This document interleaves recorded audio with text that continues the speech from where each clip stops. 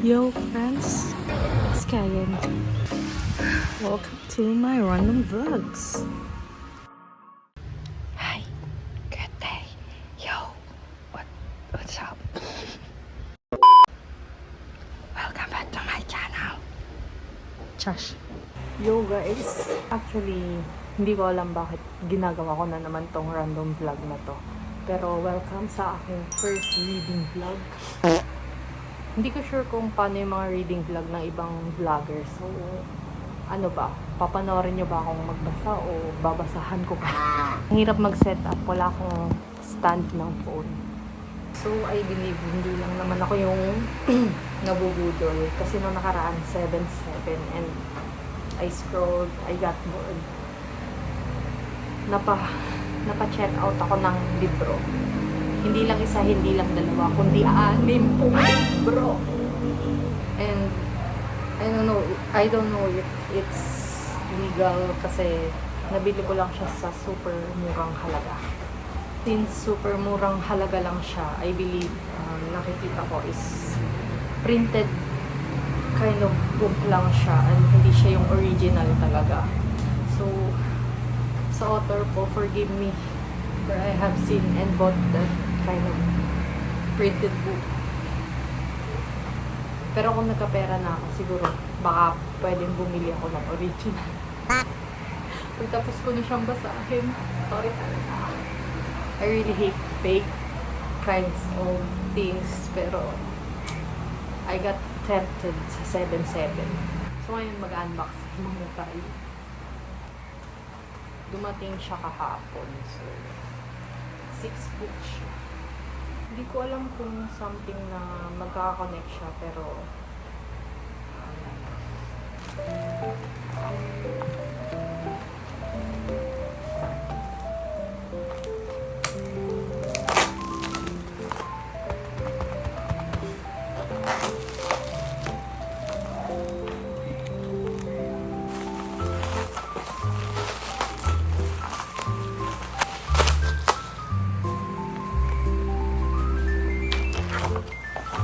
yan.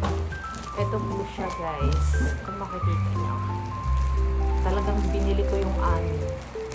Hindi ko alam kung magkakakonekta siya.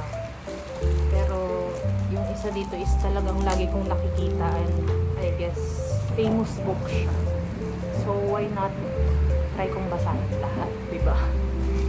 And in fairness kay seller, meron din siyang mga bookmark.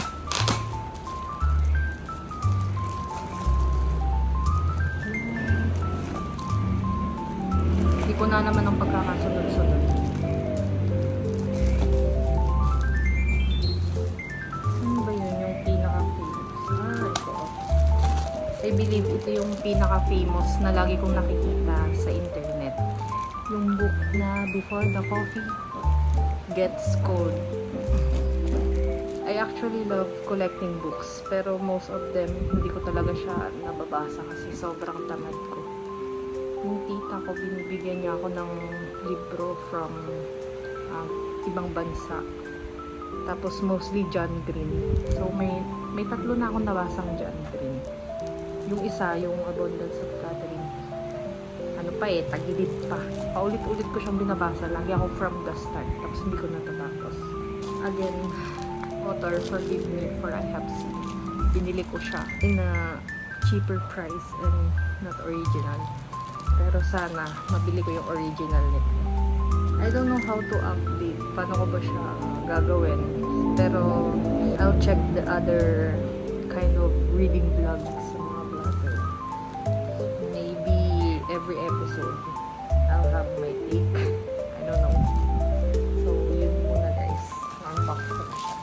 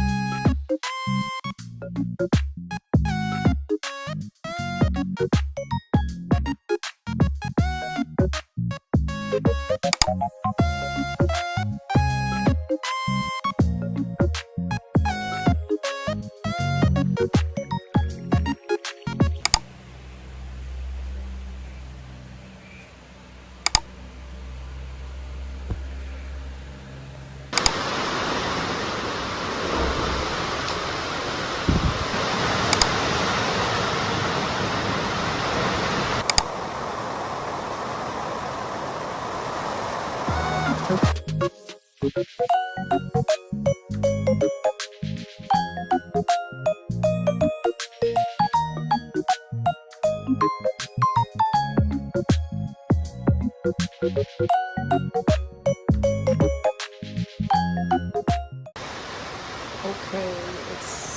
it's the second day reading this. Second day. Actually, parang kagabi lang tapos kinabukasan. Tinuloy ko siya kasi antok na talaga ako kagabi nagbabasa nito. Natapos ko kasi yung first content niya. So, meron siyang 4 na content, which is yung una yung The Lovers, yun yung una kong nabasa. Sorry, umuulan. Second is The Husband and Wife. Third is The Sisters. Fourth is The Mother and Child. So, sa The Lovers kasi, sobrang, actually, super interesting na yung book. Super good din yung kanyang story. Sa bandang The Lovers kasi, more on, pinapakilala niya yung content talaga ng title, Before the Coffee Gets Cold. So, hindi ko sure kung pati sa Husband and Wife and yung masusunod pa is meron din silang something na parang prologue. Kasi I think yung prologue ng story ng una sa The Lovers is paano niya pinakilala yung content talaga ng title na to. So, it is good. It's about going back to time pero hindi mo pwedeng palitan yung past. So, dapat andun ka lang. Pwede kang bumalik pero hindi mo pwedeng baguhin. Hindi pwedeng mabago kung ano man magiging after nun. So, yun. The next time na video naman is ang babasahin ko naman is yung second part, which is this Husband and Wife. So, we will unfold its story. Ano ba? Dapat ko bang i-share yung story ng The Lovers? Alam ko naririnig ko sa umuulan. Yung The Lovers kasi is something na meron siyang boyfriend. Tapos, pumunta sila sa isang cafe. Then, meron silang something na importante pag-uusapan sana, which is led by the boyfriend sa pagkakaintindi ko.